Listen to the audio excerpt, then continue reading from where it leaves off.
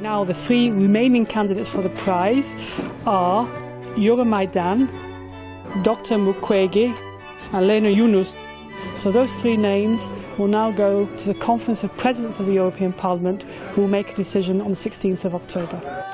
Euromaidan, the protest movement which burst on the main square of the Ukrainian capital Kiev last November against the corrupt rule of Viktor Yanukovych and 4 closer ties to the EU.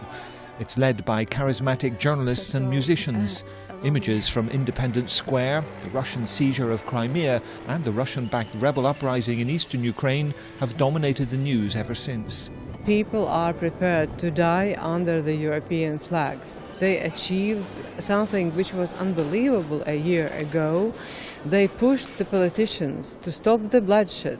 They pushed politicians to take the reform path. Not too far from Ukraine, in Azerbaijan, the leading human rights campaigner Leyla Yunus languishes in prison, facing what rights activists say are trumped-up charges of fraud and treason.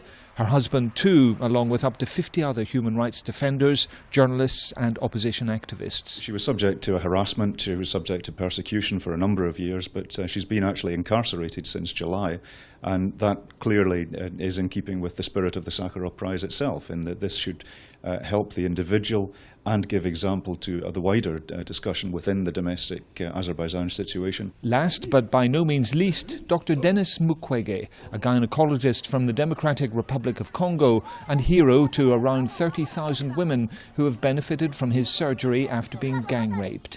The campaigner against sexual violence as a weapon of war set up a hospital for violated women in Bukavu, but fled DRC after a failed assassination attempt. Dr. Mukwege came up as someone who really was fighting that inside the community, his own community in North Kivu, helping women to overcome the stigma, helping the community live with this terrible wounds. He's been really a hero for the world, for humanity. Rape as a weapon of war is simply intolerable.